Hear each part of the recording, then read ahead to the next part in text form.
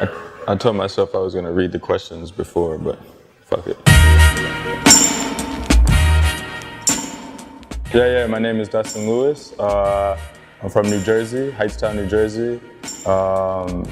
Currently, I'm the wholesale manager of Stone Island in North America and director of M5 Shop. Stone Island aesthetically. I don't think it's an aesthetic, to be honest with you. I think it's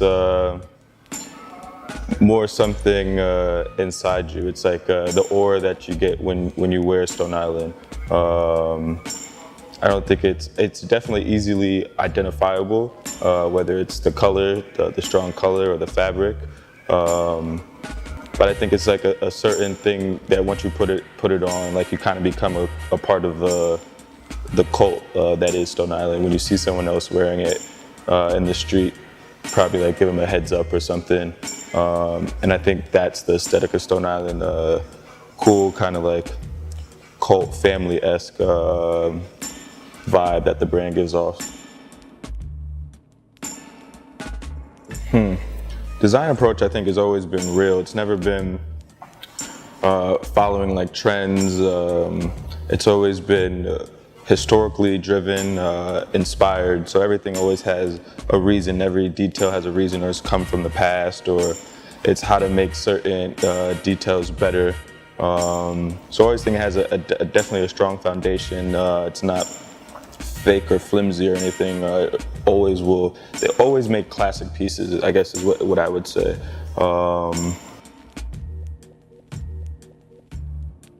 It's interesting. Stone Island's influence on culture is huge and different to so many different people. The brand has been drawn to so many different subcultures around the world that has made this brand certainly unique. Whether it's the English casual movement happening in the 90s, whether it's the Dutch, how they took the brand in the late 90s, whether it's like the small kind of like street hip-hop music moment it's having in the States, all birthed out of small subcultures that kind of have that like, fuck you, we want to do what we want to do attitude. And I think that's something that the brand has always kind of embodied because through their design and choices. It's always been a fuck you, we design what we want, we don't care about trend. We're gonna do what we think is cool, and I think that's really gravitated to the mantra of these small subcultures. And I think that's the strength of the brand. It's the ability to gravitate to these strong-willed, the reason why they're around for 35 years. SS18 is pretty fun, actually. If you would ever see their collection in full, it's huge. The color display this year are amazing. A whole bunch of pastels, so like pretty lavenders, pretty nice soft mints, with super bright corn yellow, bright blue hues, very vibrant in color. This season, I definitely think there are a lot more pieces for the younger crowd. The brand's aware that now we have that younger consumer, and we're definitely making things and are aware that we need to make more things for that consumer. So there will be a lot of surprises in SS18. Don't think I can share them on this video, but when they drop, I think it'll be pretty fun. The inspiration behind the actual badge is Massimo Asti's love and affair for military and his love for nautical. So the badge is representative of badges as if you were in the military, you get certain badges for rankings and whatnot. And then the compass in the middle is for the love of sea and traveling and everything nautical. So you put those two together, and that's the DNA of the brand. And it's on every piece that we can make it outside of t-shirts. So that badge is super, super, super important to us. I remember working with the brand years ago. Stores would take that badge actually off because they couldn't sell it because people in America didn't know what it was. They thought it was ugly. And it actually sold better without the badge. And 5 years later, look how hot the badge is now. You go in the stores and people are actually stealing them off the clothes, and stores have to hit me up and say, yo, we ran out of badges, kids keep stealing them. So it's interesting to see where it came from and where it is now. And people are actually now wearing the badge with pride, which is something dope.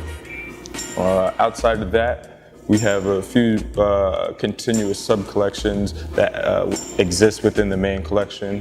One would be Stone Island Marina, which happens not every spring-summer season, but when it does happen, it's in a spring-summer season, and it's completely nautical inspired. So everything from stripes to reflective properties, everything is always inspired by the sea. Those pieces do not come with the badge. It's always Stone Island Marina. Another sub-collection that happens continuously is called our Ghost series, which is completely monochromatic. Everything's monochromatic, from the hardware to the tags to the zipper to the material. Everything's in one hue, and that's a pretty cool collection. If you ever get to see in person, definitely check it out. It's pretty interesting to be able to source the same hue of a button from a factory in China to a zipper company in Indonesia, and then garment dyeing the straps and getting everything in one hue. It's pretty interesting to see for sure. What else exists? We also have Shadow Project, which is its own collection. I wouldn't say it's within the main collection, and that's ran by Errolson Hugh, which is the same designer behind Acronym. He's been doing that brand for about 9 years, and I'd say it's almost like Stone Island's laboratory. It doesn't have any commercial restraints, just kind of allows a company to do and research whatever they want without having the pressure to sell anything. It's a smaller collection, definitely a bit more hidden, has its own niche following because it is so designer and forward, but definitely another collection that just shows the ability and strength of the brand and where it could be in the next 2, 3, 4, 5 years. So that's an interesting collection to check out too, for sure.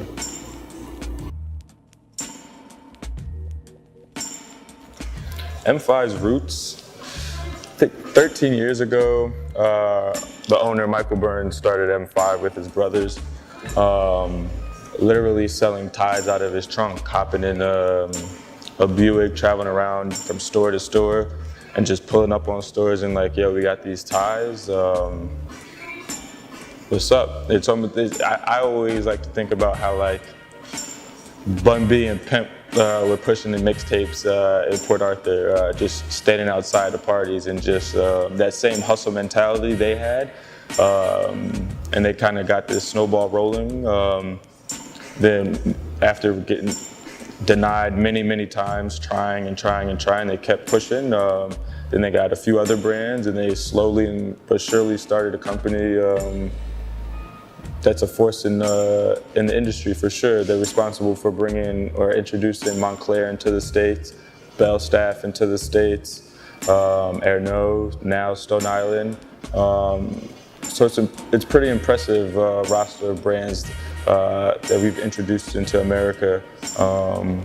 And that says something for our ability to be able to travel and find these brands before they do become big, and our ability to expose them and have faith in our initial decision that this once hidden brand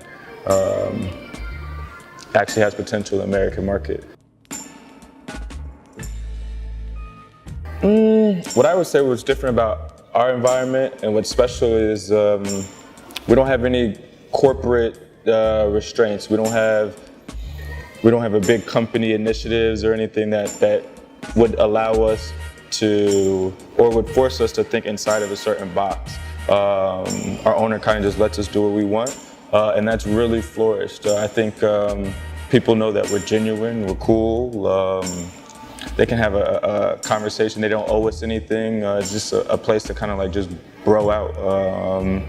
What I think we do differently is we're real people. We're not nothing more than that. To be honest, I think we're all clowns. If you come to our office, it's like a circus, to be honest with you. It's like, who's gonna make you laugh the hardest kind of thing. Just shooting the shit, but we also get shit done, and I think people appreciate our creative mindset and trust that we can get things done. And our network is pretty large as well, and I think that's happened to help a lot of things speed up, especially with the shop. The shop was really just birthed from, because before the shop, yeah, celebrities would come in, athletes and whatnot, to the show, and we would hook them up. Then friends, more and more friends want to come and place personal orders. So we were like, shit, we might as well just open up a shop 24 hours and do this private by appointment only kind of thing and see where it goes. That's funny. I love that you call it the sixth borough, because I was flying, I'm like, damn, this really is the sixth borough. Because it's like, some people may consider the Hamptons the sixth borough in the summer. It's either you take a 2-hour ride on the jitney and eat a lobster roll and kick it in some quiet, or you hop on a 2-hour Delta flight into some palm trees in South Beach. This is, I think, my 3rd or 4th time, but it's so easy now.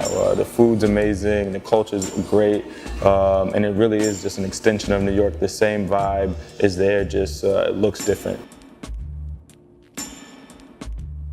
That's funny. It's I would say it's not new. Maybe it's new to Miami, sure, in America.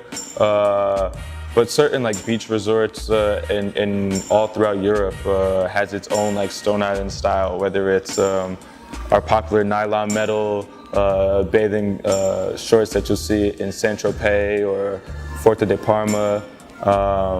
I think it's the same in Miami. Very flashy, very show-offy, and that's awesome because we make those show-offy pieces that I guess people in New York or other metropolitan cities kind of would shy away from.